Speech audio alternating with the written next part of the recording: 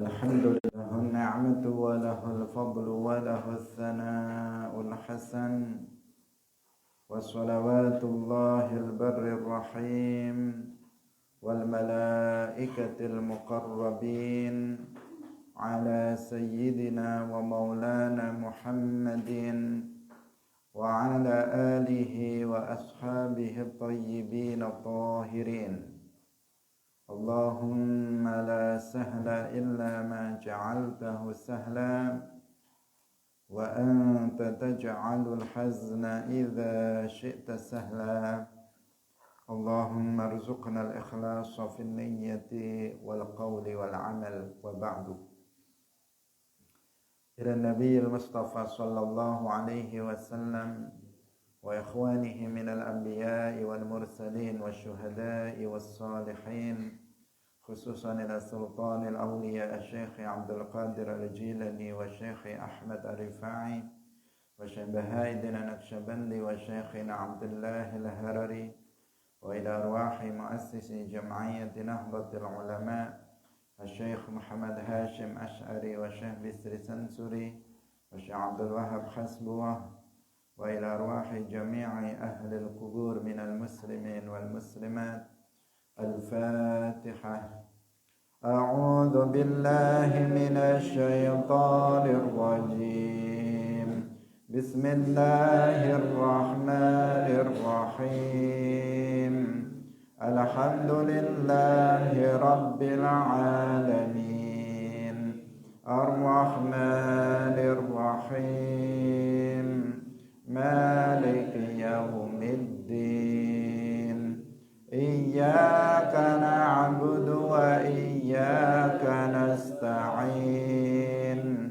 اهدنا الصراط المستقيم صراط الذين أنعمت عليهم غير المغضوب عليهم ولا الضالين.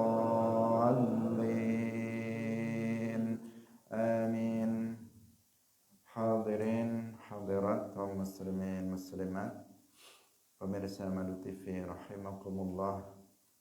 Alhamdulillah, kita bersyukur kepada Allah Subhanahu wa taala.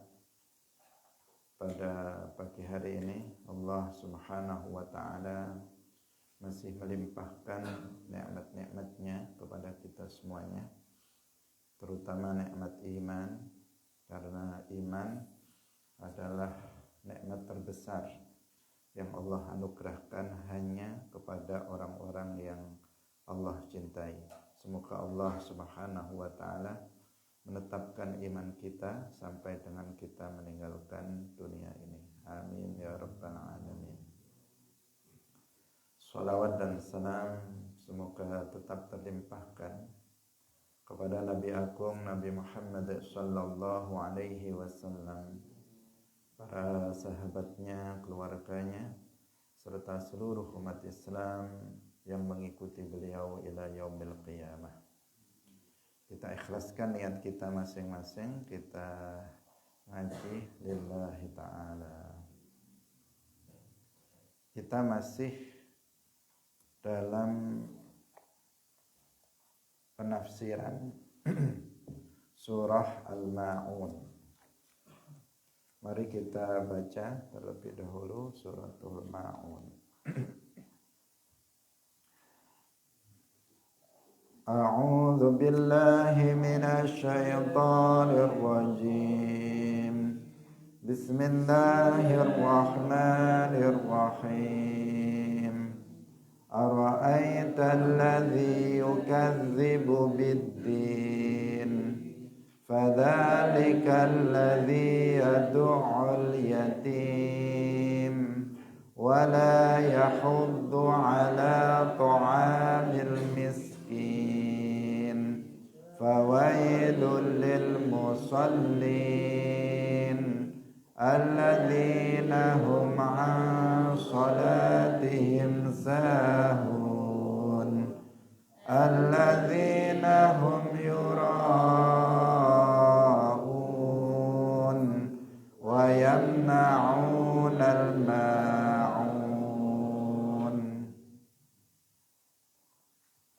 Hadirin hadirat rahimakumullah, telah kita jelaskan penafsiran surah Al-Ma'un ayat 1 sampai dengan 5. Yang tersisa adalah ayat 6 dan ayat 7. Tetapi ada hal yang perlu kita sampaikan terkait dengan yang sudah kita jelaskan kemarin, yaitu makna dari firman Allah Subhanahu wa taala, alladzina hum 'an salatihim sahun. Bahwa makna atau penafsiran ayat ini bukanlah maknanya orang yang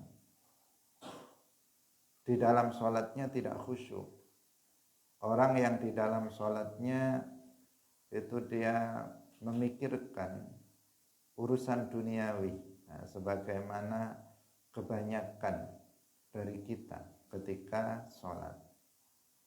Maknanya bukan juga berarti, ini yang juga perlu yang belum kita sampaikan, yang juga makna ini tidak tepat, yaitu maknanya bukan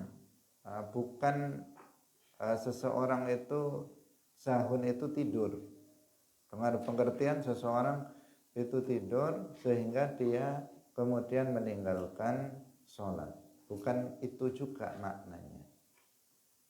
Karena kalau seseorang itu tidur sehingga dia tidak mendapati waktu sholat dan dia tidak sholat, maka di sini dia tidak terkena hukum maksiat, dia tidak kena dosa. Misalnya ada seseorang, dia tidur dari malam, kemudian di waktu subuh sama sekali dia tidak bangun, dia tidak sadar sama sekali, bangun-bangun sudah terbit mataharinya. Nah, artinya sudah misalnya kalau di sini sudah jam 6, itu sudah terbit matahari kalau di sini ya. Kalau di tempat lain tentu berbeda. Artinya dia bangun-bangun matahari sudah terbit. Itu tidak disebut sahun. Kenapa? Karena dia memang tidur, dan tidur di sini adalah merupakan uzur bagi dia untuk dia tidak mengerjakan sholat pada waktunya, tapi tetap dia wajib untuk mengqadha'nya. Atau misalnya seseorang karena saking ngantuknya, kemudian jam 11 siang sebelum datang masuk waktu zuhur, dia tidur dulu. Karena ngantuk berat, kemudian dia tidur. Begitu bangun ternyata sudah jam 3 sore, di sini sudah asar. Bangun-bangun sudah masuk waktu asar. Sama sekali dia tidak terbangun, sama sekali dia tidak sadar, sehingga dia sholat zuhurnya qadha'an. Ini bukan disebut sahun. Kenapa? Di sini dia ada uzur dan dia tidak berdosa karena itu.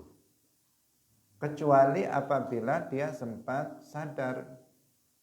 Misalnya dia sempat dengar suara azan subuh, tahu oh sudah subuh, tapi saya masih ngantuk, kemudian dia tidur lagi.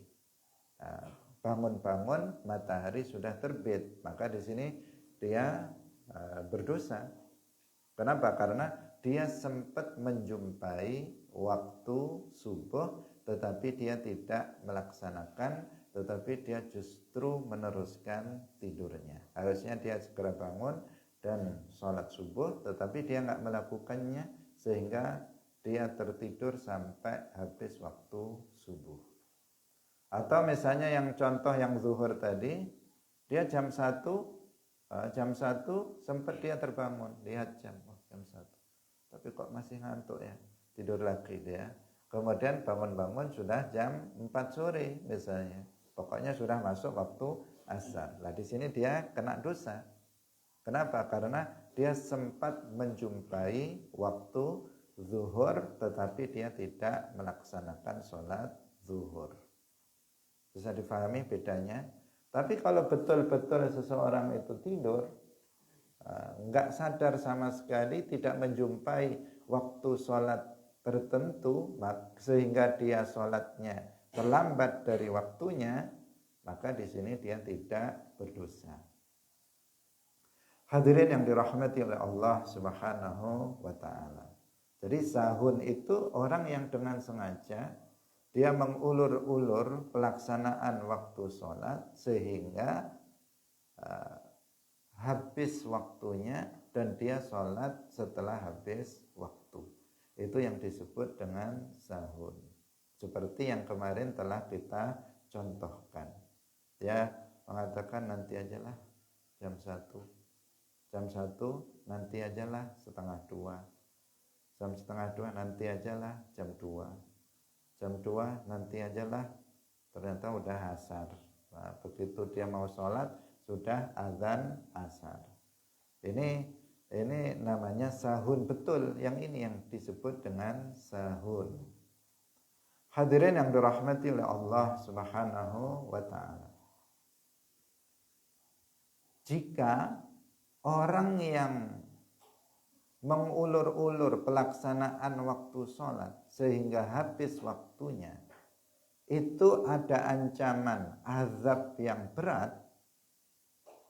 Pertanyaannya, bagaimana dengan orang yang meninggalkan sholat sama sekali? Tentu lebih berat lagi.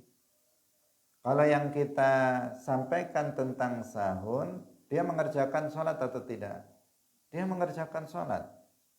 Dia musallun, dia orang yang sholat. Tetapi dia mengulur-ulur pelaksanaannya sampai habis waktu sholat. Dia sholat zuhur di waktu asar, dia sholat asar di waktu maghrib, dia sholat maghrib di waktu isya, dia sholat isya di waktu subuh, dia sholat subuh setelah matahari terbit. Tidak harus semuanya, mungkin salah satu dari sholat tersebut. Itu saja dikatakan dia akan mendapatkan azab yang berat nanti di akhirat. Pertanyaannya, bagaimana dengan mereka yang nggak sholat? Tentu azabnya akan lebih berat lagi. Tentu azabnya akan lebih berat. Bahkan sebagian kecil ulama ada yang mengatakan orang yang meninggalkan sholat dengan sengaja maka dia kafir. Ada sebagian kecil dari para ulama. Tetapi sebagian besar para ulama mengatakan orang yang meninggalkan sholat dengan sengaja, tanpa ada uzur dengan sengaja, maka dia disebut muslim asin ahlul kabair, mal'un. Pelaku, dia adalah seorang muslim pelaku dosa besar yang mal'un, yang dilaknat oleh Allah Subhanahu wa taala. Meskipun kita lihat dalam kehidupan sehari-hari banyak sekali orang yang meninggalkan sholat. Mereka itu orang-orang yang mal'un, orang-orang yang dilaknat oleh Allah Subhanahu wa taala. Wa'iyadzubillah, jangan sampai ada di antara kita berani untuk meninggalkan satu kali sholat saja. Jangan. Sangat berat. Ada sebagian kecil ulama yang mengatakan dia kafir. Ada sebagian besar ulama mengatakan dia asin ahlul kabair, fasik, mal'un. Kalau dia mau jadi saksi nikah nggak diterima, nggak bisa. Mau jadi wali nikah anaknya nggak bisa. Dalam mazhab Syafi'i, wali harus adil. Saksi pernikahan harus adil. Kalau dia nggak sholat, gimana jadi wali anaknya? Ganti mbahnya atau ganti urutan wali seterusnya. Saking ini bahaya orang meninggalkan sholat ini, dia fasik. Hadirin yang dirahmati oleh Allah Subhanahu wa taala. Tetapi dia tidak kafir menurut pendapat sebagian besar ulama. Nah, itu jika dia masih meyakini bahwa sholat itu wajib. Dia masih meyakini sholat itu wajib. Tapi kalau sampai dia nggak sholat, kemudian dalam hatinya mengingkari kewajiban sholat, dia meyakini bahwa sholat itu tidak wajib. Nah, di sini memang betul-betul kafir dia. Kalau dia meyakini sholat itu nggak wajib, betul-betul dia telah jatuh dalam kekufuran. Karena dia telah mendustakan Allah dan Rasulnya. Karena dia telah meyakini sesuatu yang wajib bil ijma' ma'lum minad dini bid darurah sebagai sesuatu hal yang enggak wajib. Maka di sini sepakat bahwa dia itu kafir. Hadirin yang dirahmati oleh Allah Subhanahu wa taala. Jadi orang yang meninggalkan sholat karena malas dengan tetap meyakini sholat itu wajib, maka hukumnya dia fasik, ahlul kabair mal'un. Tapi jika seseorang dia meninggalkan sholat karena meyakini bahwa sholat itu nggak wajib, ingkar terhadap kewajiban sholat, maka hukumnya dia kafir. Itu rinciannya, tidak mutlak kafir. Tidak mutlak kafir, juga tidak mutlak muslim, tetapi dilihat kenapa dia meninggalkan sholat. Oh, saya malas, mal'un, fasik. Kalau dia ditanya kenapa kamu meninggalkan sholat, kemudian dia mengutarakan keyakinan yang ada dalam hatinya karena sholat nggak wajib untukku, maka di sini dia jatuh kepada hukum kufur. Dia keluar dari Islam dengan sebab keyakinannya tersebut. Saking pentingnya Islam, orang yang meninggalkan sholat, orang yang meninggalkan sholat 5 waktu karena malas, jika ada khalifah atau pemerintah yang menetapkan hukum Islam, yang menerapkan hukum Islam, maka orang yang enggak sholat ini dipanggil, diminta untuk bertaubat, taubat qadha sholatnya. Kalau dia enggak mau membangkang, tidak mau bertaubat, tidak mau sholat, maka dibunuh. Orang hukumannya, orang ini adalah dibunuh. Menunjukkan apa? Pentingnya sholat 5 waktu ini. Dan nanti di akhirat sholat ini adalah amal yang pertama kali akan dihisab oleh Allah Subhanahu wa ta'ala, menjadi parameter kebaikan seseorang, sholat ini. Maka betul-betul di sini jangan sekali-kali di antara kita itu berani meninggalkan sholat. Jika kita melihat keluarga kita ada yang enggak sholat, segera diingatkan. Karena pentingnya sholat ini dan karena sholat ini adalah kewajiban yang paling wajib setelah iman kepada Allah dan Rasulnya. Hadirin yang dirahmati oleh Allah Subhanahu wa ta'ala, jangan diremehkan, jangan dibiasakan misalnya enggak sholat subuh. Karena ini sholat yang sering ditinggalkan oleh sebagian besar orang. Sholat subuh, tidur sampai nggak terkontrol tidurnya, padahal sudah dibangunkan, masih saja dia tidur sampai matahari terbit baru dia bangun. Ada yang seperti itu. Jangan dibiasakan meninggalkan sholat subuh, karena itu kebiasaan. Orang nggak mau bangun pagi itu adalah kebiasaan. Tidur lama itu bukan sebuah kebutuhan. Tidak harus seseorang itu tidur 8 jam atau harus 12 jam, harus, sebagian ada yang mengatakan gitu, sehingga membuat malas. Oh, tadi saya tidurnya jam 1 ya. Masih kurang 1, 2, 3, 4, 5. Masih kurang. Kalau bangun jam 5 masih kurang 8 jamnya. Saya terus sampai 8 jam. Bukan. Tidur itu 1 jam, 2 jam itu sudah cukup apabila seseorang itu tidurnya berkualitas, dia tidur itu sudah cukup. Kita tidur sebentar, semua capek badan, semua capek pikiran itu sudah hilang. Karena sebagian kita itu terpengaruh oleh hal yang seperti itu, sehingga ketika dia tidur itu berpikir tentang itu, bahkan kemudian meninggalkan sholat. Kemudian juga sholat isya yang sering seseorang meninggalkannya. Meskipun sholat isya ini waktunya paling panjang, tapi sering seseorang mengabaikannya, sehingga dia tertidur sampai bangun-bangun sudah subuh belum melaksanakan sholat isya. Nah, ini perhatian dari kita, waspada, hati-hati, jangan sampai meninggalkan sholat.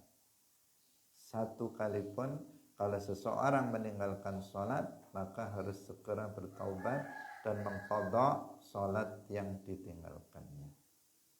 Apabila seseorang amdan, dengan sengaja dia meninggalkan sholat, maka dia wajib mengqadha fauron.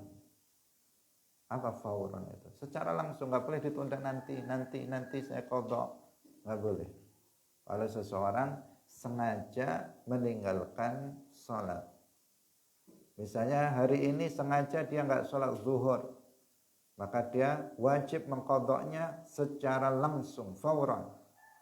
Nggak boleh dia tidak mengqadhanya, atau dia mengqadhanya lambat-lambat, nanti, nggak boleh. Tapi kalau seseorang itu meninggalkan sholat bukan karena kesengajaan, seperti yang tadi tidur, misalnya dia sebelum subuh dia tidur, kemudian di waktu subuh sama sekali dia nggak sadar. Bangun-bangun sudah jam 7, matahari sudah tinggi sekali, sudah waktunya sholat duha, dia baru bangun. Sementara dia harus segera untuk bekerja misalnya.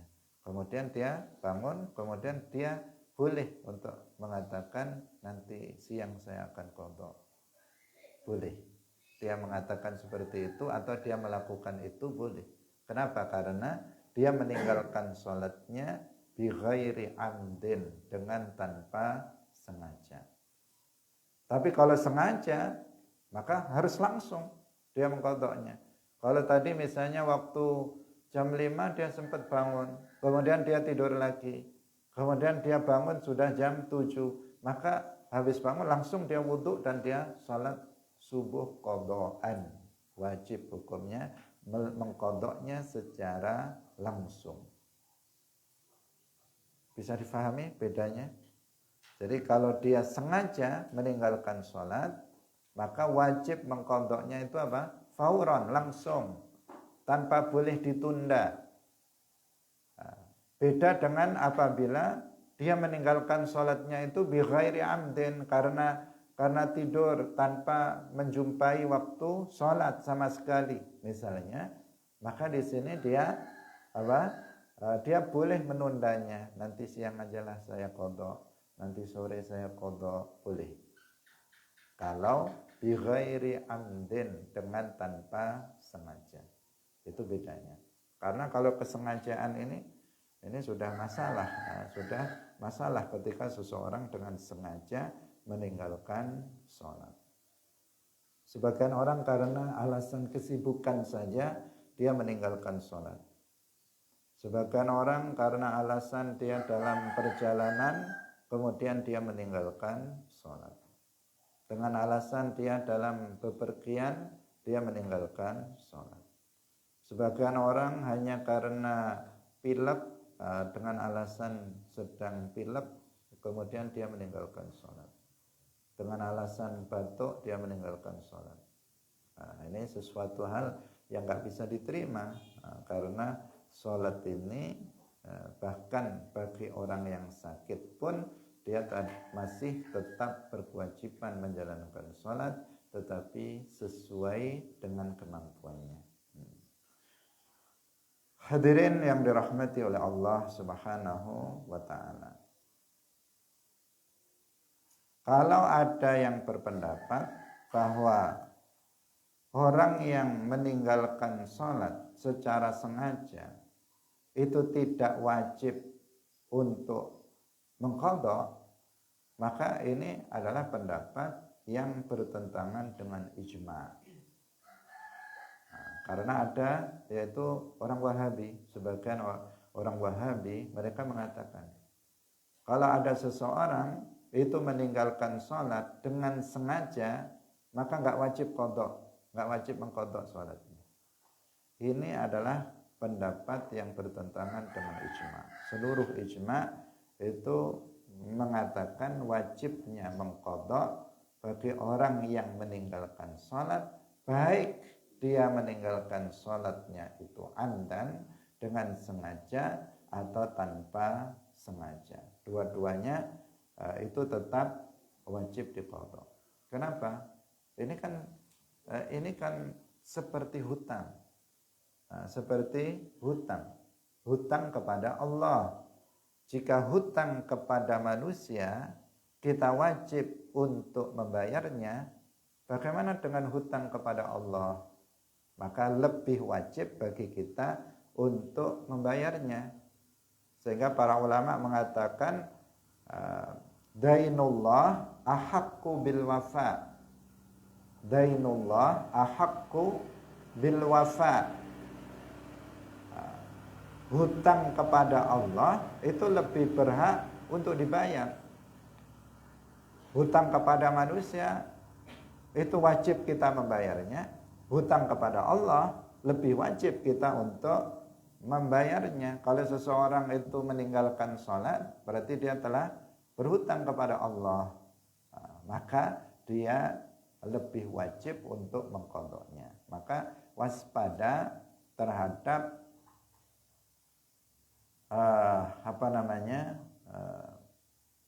terhadap seseorang yang mengatakan orang yang meninggalkan sholat dengan sengaja tidak wajib qadha. Ini adalah sesuatu yang menyimpang, salah satu ajaran menyimpang. Jadi kita ini mengingatkan kembali, kita yang memiliki, misalnya ada di antara kita yang memiliki qadha sholat, misalnya dulu sering meninggalkan sholat di saat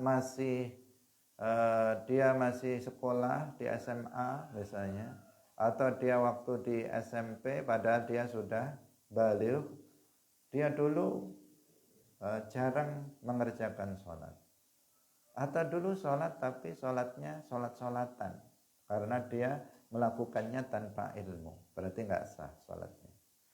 Maka sekarang dia wajib untuk mengisi waktu-waktu dia untuk mengqadha sholat yang pernah ditinggalkannya. Misalnya dia pernah nggak sholat selama 2 tahun, dia pernah nggak sholat selama 3 tahun, maka waktu-waktu dia harus dia isi, harus dia penuhi dengan mengqadha sholat yang pernah ditinggalkannya. Misalnya pagi qadha,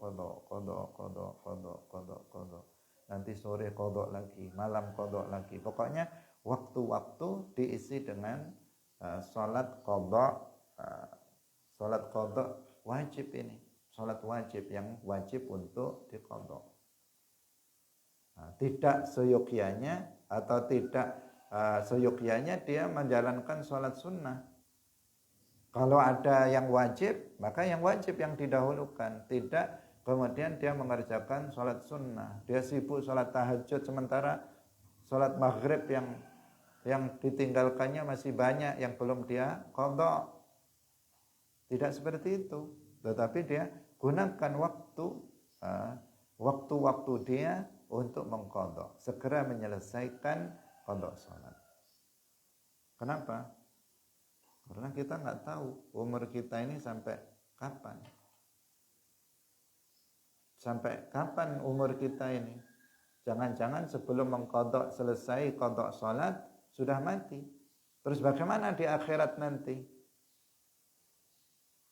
Ancamannya berat orang yang meninggalkan salat. Salat amal yang pertama kali nanti akan dihisab, yang akan dipertanyakan kepada kita. Kalau seseorang ada salat yang pernah ditinggalkannya dan belum diqadha, bagaimana?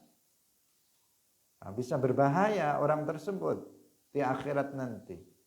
Karena itu waktu-waktu luang dan dia harus meluangkan waktu, bukan hanya mencari waktu sisa, tetapi dia harus meluangkan waktunya untuk mengqadha salat dan sesegera mungkin menyelesaikan qadha salatnya. Enggak usah menyibukkan diri dengan hal-hal yang enggak wajib. Nah, dia penuhi waktunya dengan mengqadha salat tersebut. Sebagian orang hanya dia melakukan qadhanya itu setiap hari. Setiap hari. Habis sholat zuhur lagi. Habis sholat asar lagi. Habis sholat maghrib lagi. Kalau kayak begitu, hutang sholatnya 2 tahun, gimana nih? Kapan selesainya? Kalau kayak begitu. Sebagian ulama mengatakan itu nggak cukup untuk taubat. Namanya taubat itu kan menyesal di dalam hati. Kalau orang menyesal itu ya segera untuk dia mengqadhanya sampai habis. Meskipun kalau orang melakukan itu dan ternyata waktu dia cukup, memang sholat dia sudah terqadhakan, sudah terpenuhi, hutangnya, qadhanya sudah terpenuhi kalau orang melakukan itu. Khawatirnya kalau nggak sampai 2 tahun sudah mati dia, belum selesai qadhanya. Maka kita semuanya, para santri juga yang lainnya, jika merasa punya qadha salat, maka segera. Jangan tunda-tunda. Karena ini hal yang sangat penting bagi kita sebagai seorang muslim. Orang yang sengaja mengulur-ulur pelaksanaan waktu salat sehingga habis waktunya, ada ancaman wail, azab yang berat. Bagaimana dengan orang yang meninggalkan salat sama sekali? Nah, sangat berat yang akan dia dapatkan. Azab yang berat bagi dia nanti di akhirat. Hadirin yang dirahmati oleh Allah Subhanahu wa ta'ala. Salat yang ditinggalkan seseorang tidak bisa diganti dengan salat sunnah. Tidak bisa diganti dengan salat sunnah. Karena ada sebagian orang mengatakan nanti yang salat-salat yang pernah ditinggalkan dia mengatakan kita harus rajin melaksanakan salat sunnah. Nanti salat-salat wajib yang pernah kita tinggalkan bisa tertutupi oleh salat sunnah. Nggak bisa ditutup dengan salat sunnah. Salat wajib ya ditutup dengan salat wajib, dengan qadha. Karena itu daripada mengerjakan salat sunnah, maka dia mengerjakan salat qadha. Tapi bagi seseorang yang sudah menyelesaikan salat qadhanya, jika punya qadha salat, atau seseorang yang memang sejak dia baligh sudah baik dia pendidikannya baik, sejak sebelum balik sudah diajari kedua orang tuanya melaksanakan sholat dengan benar. Sejak umur 7 tahun sudah disuruh bapaknya untuk sholat, sudah diajari tentang tata cara sholat. Sehingga ketika dia balik, dia sudah mengerjakan sholat secara sempurna sesuai dengan ketentuan syariat Islam. Maka orang yang kayak begini perbanyak sholat sunnah. Perbanyak sholat sunnah untuk menambah pahala indallah nanti pada hari kiamat. Sebanyak-banyaknya tahajud, perbanyak. sholat malam perbanyak, sholat duha. Kalau sholat duha ada batasannya. Kemudian sholat sunnah itu diperbanyak. Karena apa? Dia sudah nggak ada masalah dengan sholatnya. Tapi bagi yang bermasalah dengan sholatnya, itu yang kita maksud. Jangan nanti salah paham, nggak boleh sholat sunnah sama ustaz. Enggak. Bagi yang bermasalah sholat wajibnya, isi hari-hari, waktu-waktu itu dengan mengqadha sholat yang pernah ditinggalkannya. Tapi bagi kita yang sudah bagus sholatnya, perbanyak sholat sunnah. Rawatib, qabliyah, ba'diyah, duha, tahajud, sholatul lail, sholat sunnah lainnya, perbanyak.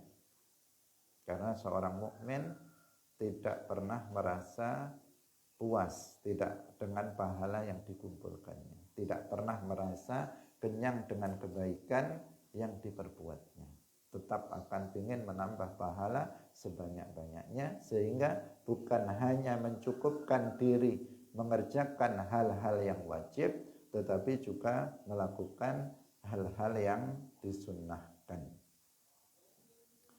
Nah, ini penting untuk disampaikan karena berkaitan dengan masalah ini, masalah orang yang sholat. Fawailul lil musallin alladzina hum an sholatihim sahun. Sekarang kita lanjutkan, alladzina hum yuraun.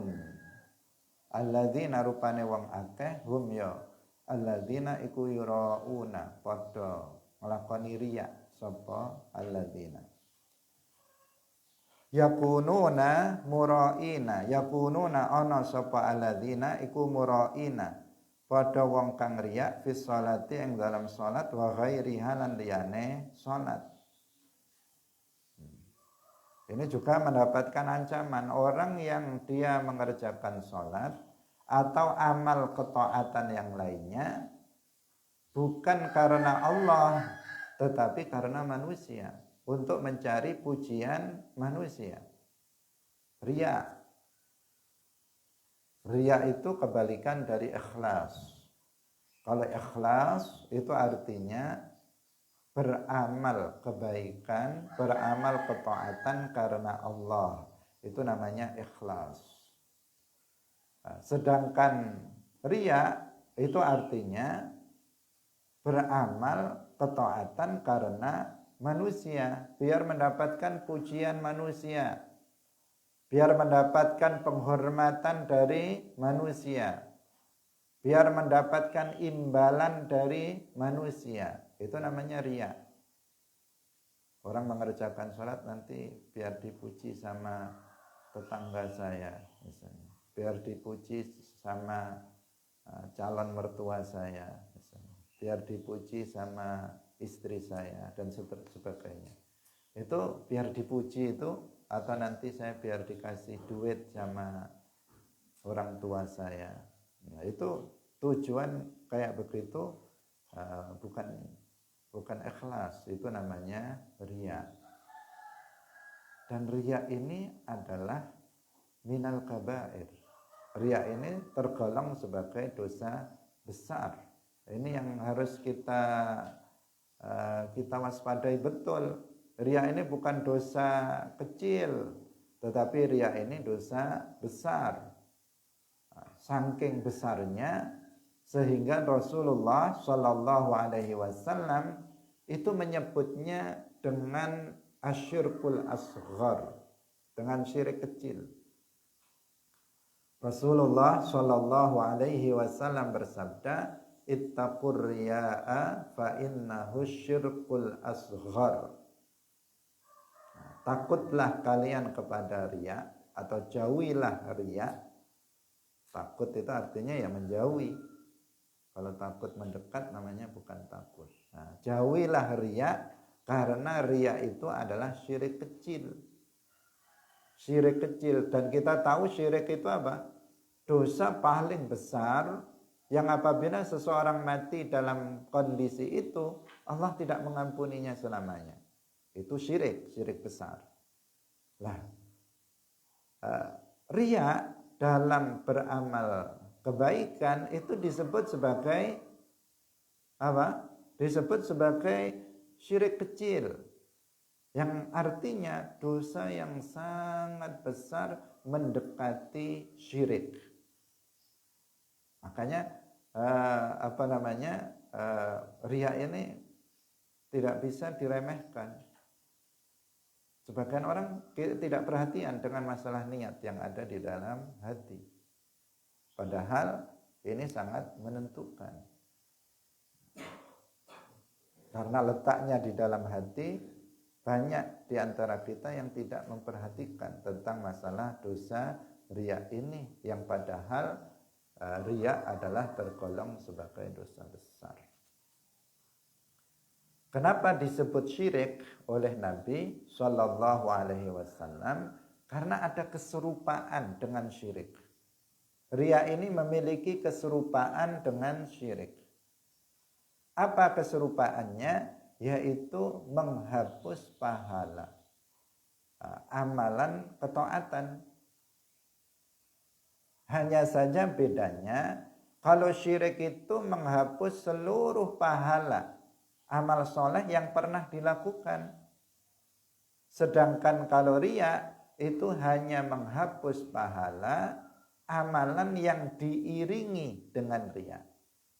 Itu bedanya, makanya dikatakan syirik kecil. Kalau ada seseorang dari sejak dia baligh, kemudian dia umur 60 tahun, dia melakukan syirik, jatuh pada syirik, maka semua pahala amal soleh yang dikerjakannya sejak balik sampai umur 60 tahun, semuanya terhapus pahalanya. Itu syirik besar, yaitu beribadah kepada selain Allah. Tapi kalau riya itu hanya menghapus pahala amalan kebaikan yang disertai dengan riya. Kalau amalan itu tidak disertai dengan riya, maka pahalanya tetap ada. Misalnya seseorang mengerjakan sholat maghrib.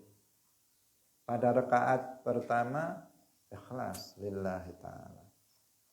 Pada rakaat yang kedua, karena dia lihat misalnya mertuanya datang, kemudian berubah niatnya menjadi karena manusia. Berarti riya. Rakaat ketiga mertuanya udah pergi, kembali lagi lillahi ta'ala. Maka rakaat pertama dan rakaat yang ketiga itu berpahala, rakaat yang kedua itu dosa, tidak berpahala. Jadi riya itu menghapus pahala amalan kebaikan yang diiringi, yang dibarengi dengan riya tersebut. Kalau yang tidak dibarengi dengan riya sebelumnya atau setelahnya misalnya, maka itu tidak terhapus. Beda dengan syirik besar, yaitu ibadah kepada selain Allah, yang itu menghapus semua pahala yang pernah dilakukan seseorang selama hidupnya atau sejak dia balik maksudnya. Hadirin rahimakumullah. Ittaqur riya'a fa innahu syirkul asghar. Dalam sholat ataupun dalam amal-amal ketaatan yang lainnya. Mengerjakan haji, enggak boleh ada riya. Berpuasa peluang riyanya kecil. Atau seseorang bersedekah, berinfak, jangan ada riya, karena akan rugi dia jika amalan disertai dengan riya, maka enggak akan berpahala. Innallaha la yaqbalu minal amali illa ma kana khalisan lahu. Allah itu tidak menerima suatu amal kebaikan kecuali yang dilakukan ikhlas karena Allah. Nah, penting ya untuk ikhlas dalam beramal, itu sangat penting. Rugi, termasuk kalau seseorang enggak ikhlas rugi. Termasuk kita hadir dalam majelis ilmu ini, kalau enggak ikhlas enggak ada pahalanya, dosa malah. Yang seharusnya kita duduk dalam majelis ilmu seperti ini, pahalanya lebih baik dari sholat sunnah 1000 rakaat. Tapi kalau enggak ikhlas, Jangankan 1000 rakaat, setengah rakaat aja nggak ada pahalanya. Untuk orang yang riya dalam misalnya hadir dalam majelis ilmu atau riya dalam amal-amal kebaikan yang lainnya. Wa yamna'unal ma'un fiha iku ing dalam ayat aqwalun utai pira-pira pendapat. Qila dan ucapaken innaha satemene al-ma'un iku az-zakatu zakat. Wa qila lan den ucapaken iku at-ta'atu ta'at. Wa qila lan den ucapaken iku al-ma'u banyu. Wa qila lan den ucapaken iku al-ma'rufu kebagusan. Wa qila lan den ucapaken iku al-ariyatu ariyah. Ariyah itu apa? Pinjam meminjam. Kita lanjutkan fa'ani ibni Mas'udin mongko iku sangking ibni Mas'ud radhiyallahu anhu qala dawuh sapa Ibnu Mas'ud kunna ana sapa kita nad'u al-ma'una nad'u ngajak sapa kita al-ma'una ing al-ma'un ala ahdi Rasulillahi ing atase mangsane Rasulillah sallallahu alaihi wasallam ariyatad dalwi ing pinjam meminjam timbo wal fa'si lan kapak pecok wal qidri lan kendil wal mizani lan timbangan wa ma tata'atawna bainakum wa ma tata'atawna bainakum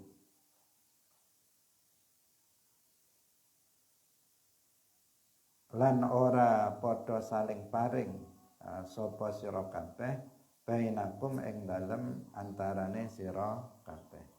Wa qala lan wis dawuh sapa Ikrimah laisa ora ana apa alwailu wail azab kang berat iku liman ketuwe wong manaa kang nyegah sapa wong hadza ing iki innamal wailu angin pestine utawi wail iku liman ketuwe wong jama'ahunna kang ngumpulaken sapa man ing sekabehane Faro'a nuli riya sapa man fi sholatihi ing dalam salate man wasaha lan saha lan lalai sapa man anha saking salat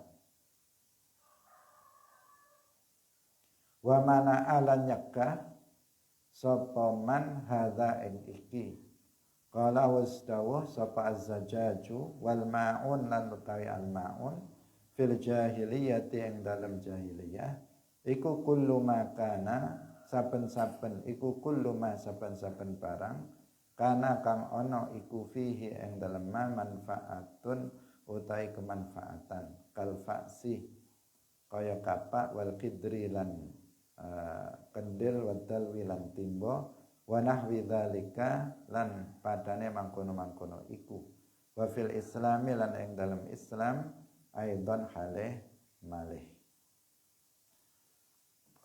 Hadirin yang dirahmati oleh Allah Subhanahu wa taala. Wa yamna'unal ma'un. Wa yamna'unal ma'un di sini penafsirannya banyak sekali ya, tentang al-ma'un ada banyak pendapat dari para ahli tafsir. Sebagian mengatakan al-ma'un itu az-zakah. Berarti wa yamna'un al-ma'un orang-orang yang mencegah mengeluarkan zakat. Artinya mereka yang enggan untuk mengeluarkan zakat. Sebagian mengatakan al-ma'un itu at-ta'ah. Berarti wa yamna'un al-ma'un artinya mereka yang enggan untuk melakukan ketaatan kepada Allah. Kemudian pendapat yang berikutnya artinya alma air. wa yamna'unal ma'un, yaitu orang-orang yang mencegah atau enggan untuk memberikan bantuan air. Wakila, karena air ini kan sesuatu yang sangat dibutuhkan oleh manusia. Wakila al-ma'ruf, sebagian ada yang mengatakan al-ma'un itu adalah al-ma'ruf, kebaikan, orang-orang yang enggan untuk melakukan kebaikan. Wakila al-ariyah, menurut pendapat yang seterusnya, al-ariyah, ariyah itu apa? Pinjam meminjam, orang yang nggak mau, enggan untuk meminjamkan sesuatu yang bermanfaat untuk orang lain. Jadi kalau seseorang misalnya meminjam, orang lain meminjam timba atau meminjam alat-alat, di sini disebutkan kapak untuk kemanfaatan, untuk meminjam kuali, panci, misalnya untuk masak, dia nggak mau ngasih pinjaman. Itu menurut sebagian pendapat itu seperti itu penafsiran dari al-ma'un. Tetapi di sini dikatakan bahwa bukan berarti orang yang hanya melakukan itu kemudian dia dapat wail, dapat azab yang berat. Enggak, sekedar seseorang enggak mau ngasih pinjaman orang lain, kemudian dia dapat al-ma'un, dapat al-wail, yaitu azab yang berat, itu tidak. Sebagai dijelaskan di sini oleh Ikrimah, salah satu sahabat Nabi, bahwa yang dimaksud bukan hanya sekedar orang yang orang yang enggak mau ngasih pinjaman ke orang lain, atau orang yang tadi macam-macam kan tadi penafsirannya, bukan sekedar orang yang enggak mau ngasih pinjaman ke orang lain hal-hal yang bermanfaat, tetapi orang yang menggabungkan, orang yang jama'ahun, menggabungkan sifat-sifat yang sudah disebutkan. Dia kalau sholat itu malas sehingga dia menunda-nundanya sampai habis waktu sholat. Kalaupun dia sholat kemudian dia riya, itulah yang kemudian dia juga nggak mau ngasih sesuatu bantuan kepada orang lain. Orang yang seperti itulah yang akan mendapatkan wail, azab yang berat nanti di akhirat.